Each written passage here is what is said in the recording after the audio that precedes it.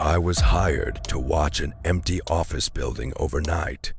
On my first shift, one of the security cameras showed a man sitting at a desk on the fourth floor, typing calmly on a computer that shouldn't have had power. At first, I thought it was old footage. Then he stopped typing, looked straight into the camera, and held up a handwritten note. It said, "You're late." I took the security job because the pay was too good to ignore. That should have been the first warning. Nobody pays a 24-year-old with no real security experience $28 an hour to sit in an empty office building unless there is something wrong with the place. The building was in an office park outside Chicago, one of those corporate areas that looked alive during business hours and completely abandoned after sunset. It was 5 stories tall, made of dark glass and concrete, with a faded company logo still bolted above the front entrance. The company that owned it had downsized years earlier, and most of the building had been emptied out.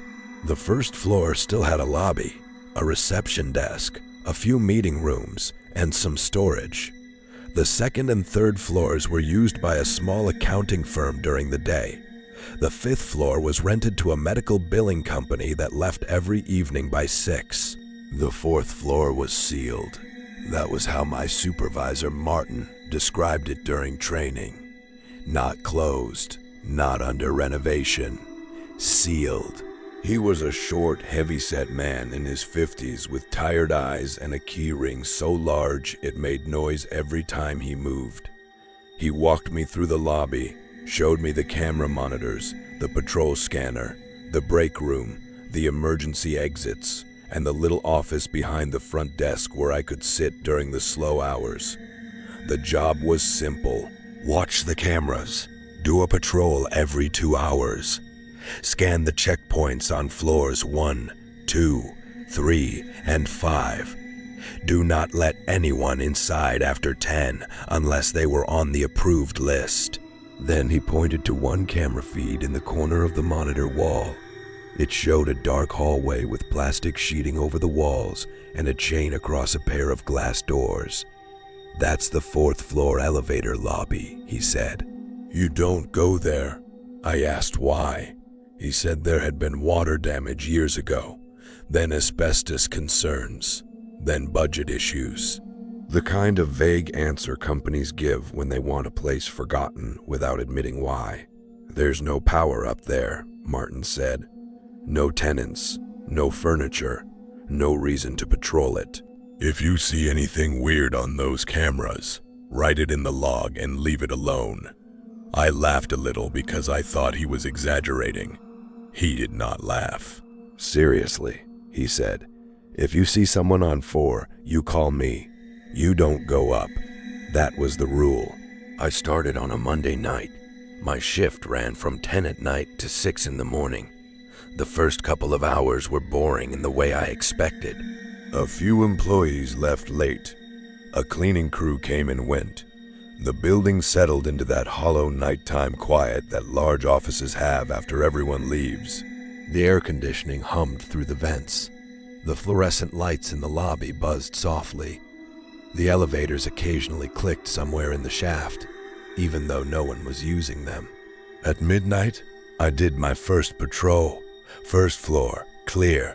2nd floor, clear. 3rd floor, clear. 5th floor, clear. I scanned the checkpoints with the little device Martin had given me and returned to the front desk. I made coffee in the break room, sat back down in front of the monitors, and tried not to fall asleep. At 1:36 a.m., one of the camera feeds changed. I noticed it because movement flashed in the corner of my eye. Camera 4B, which Martin had told me showed part of the 4th floor office area, had been dark all night. Suddenly, it was bright. Not fully lit, just enough to see rows of desks. And at one of those desks, a man was sitting at a computer. He wore a white dress shirt, sleeves rolled to the elbows, and a dark tie loosened around his neck. His back was to the camera. He was typing slowly, like he was finishing something important. For a few seconds, I just stared. Then I leaned closer to the monitor, thinking maybe I was looking at old footage. But the timestamp in the corner said 1:36 a.m. live. The other fourth floor cameras were still dark. Camera 4B alone showed this lit office space that should not have existed. The man stopped typing. He turned his head slightly, not enough to show his face, but enough that I knew he was listening. Then he reached for the phone on the desk. A second later, the phone at the front desk rang. The sound was so loud in the empty lobby that I nearly knocked over my coffee. I stared at the caller ID, fourth floor reception. I let it ring 6 times before I picked up. "Security," I said. For a moment, there was only faint static. Then a man's voice said, "I'm still here." I looked at the monitor. The man at the desk had the phone pressed to his ear. I said, "Who is this?" He answered, "I can't clock out." Then the line went dead. On the camera, the office went dark again. I called Martin. He answered on the 4th ring, sounding half asleep. I told him exactly what I had seen. The lit office, the man, the phone call, the caller ID. Martin was quiet for a long time. Then he said, "Did you go up?" I said no. "Good," he said. "Write it in the log. Don't touch the elevator. Don't call the police unless someone is physically in the lobby." I asked him what the hell was going on. He said, "First nights are usually the worst." Then he hung up. I almost quit before sunrise. But by the time morning came, the building looked normal again. Sunlight came through the front glass. Employees walked in carrying coffee and laptop bags. The elevators opened and closed. People complained about traffic, weather, meetings, normal things. The 4th floor camera showed only a dark hallway with a chain across the glass doors. It is strange how daylight can make you doubt yourself. When Martin arrived, I expected him to explain. Instead, he opened the night log, read what I wrote, nodded once, and said, "You handled it right." That was all. My second shift was quiet until 1:36 again. This time, I was already watching camera 4B. The feed brightened. The same office appeared, but now there were 3 people. The man in the white shirt sat at the same desk. A woman in a gray blazer stood beside a filing cabinet. Another man sat near the windows with his head down, one hand pressed against his forehead. None of them looked at each other. None of them spoke. They just worked in silence under light that should not have been on. Then the woman in the gray blazer turned toward the camera. Her face was blurred, not because of bad signal, but because it looked like the camera could not decide what her face was supposed to be. Her head tilted slightly. The front desk phone rang. I did not answer right away. It rang again. 4th floor reception. I picked up. This time a woman whispered. They said we could leave after the meeting. I swallowed hard. What meeting? There was a pause. Then she said, "The one downstairs." On the monitor, all 3 people turned toward the camera at the same time. The line clicked dead. A few seconds later, the printer behind the front desk turned on. I had not used it. I did not even know it was connected. It hummed, clicked, and slowly printed 1 sheet of paper. I waited until it stopped, then pulled the page out with 2 fingers. It was a termination notice. The company letterhead was old, with the same logo that still hung outside the building. The date was from 12 years earlier. The employee name was Daniel Price. The reason was listed as restructuring. At the bottom of the page was a handwritten note. "Do not send us back upstairs." I left the paper on the desk and stepped away from it. By the end of the week, The fourth floor had become a schedule. Nothing happened before 1:36. Then, one camera would light up. One person became 3. 3 became 7. By Friday night, I saw almost a full office of people working at desks that no longer existed. Some typed on dead computers, some sorted papers, some stood by the windows and stared out at the dark office park.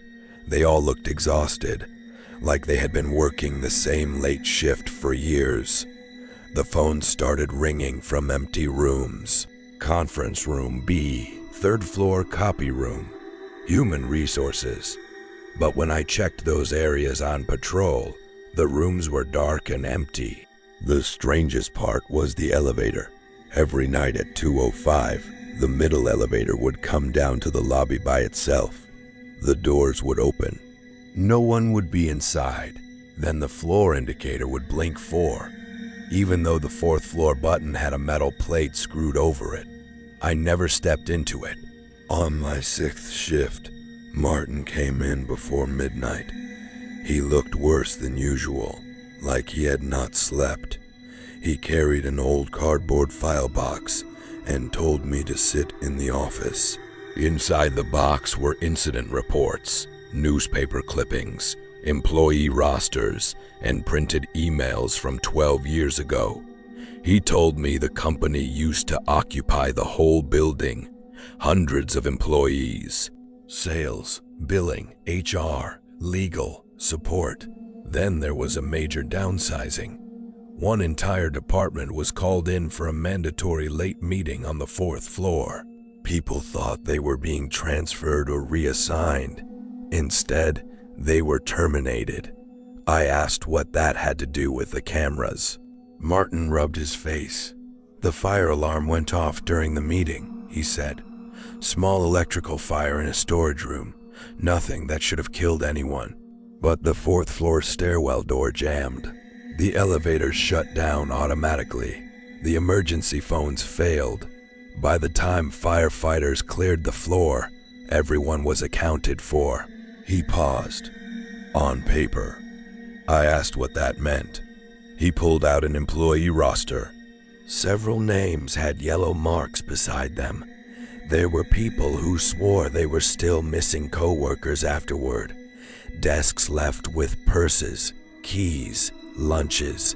Families calling because someone never came home. But HR records said those employees had been terminated before the alarm. Security logs said they clocked out. The company settled quietly with a few families and sealed the floor during the investigation. I looked at the marked names. Daniel Price was one of them. So was Rebecca Ames, the woman whose termination notice had printed at the front desk. I asked Martin why anyone still worked security there. He said, because the building has to stay occupied overnight. That doesn't answer my question. He looked at me for a long moment. Empty buildings get worse.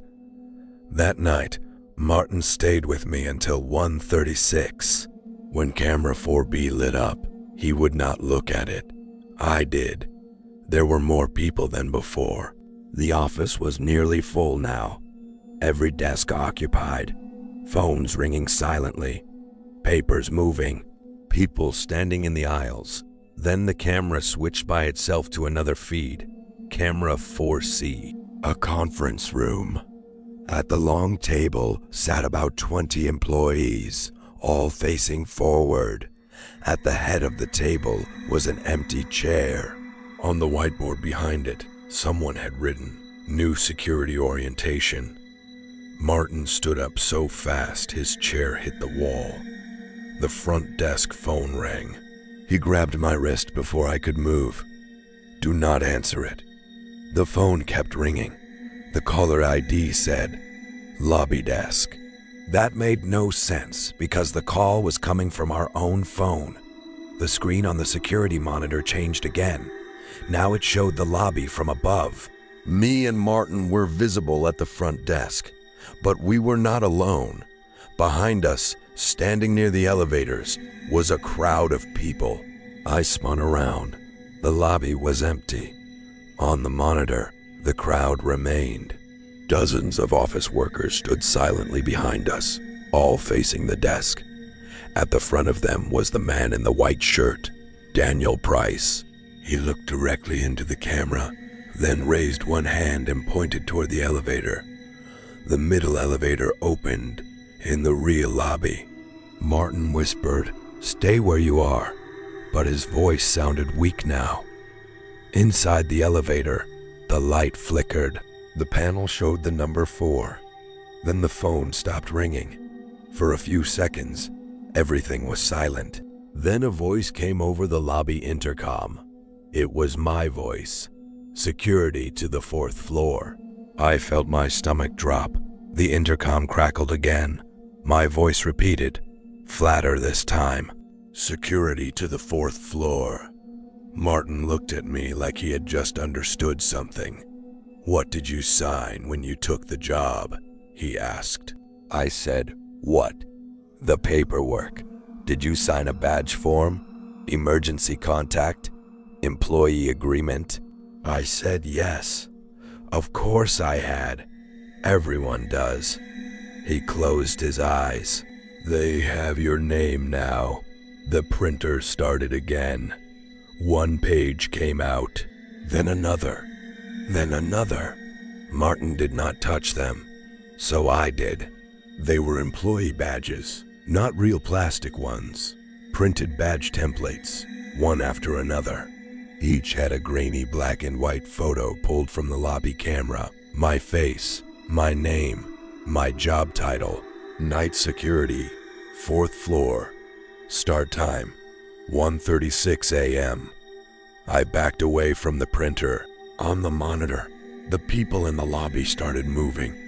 Not in real life, only on camera. They walked toward the front desk, passing behind us in the footage while the actual lobby remained empty. I watched one of them lean close to the camera version of me and whisper something into my ear. At that exact moment, I heard the whisper beside my real ear. "You're late." I ran. I did not think. I did not listen to Martin. I ran through the lobby toward the front doors. The automatic doors did not open.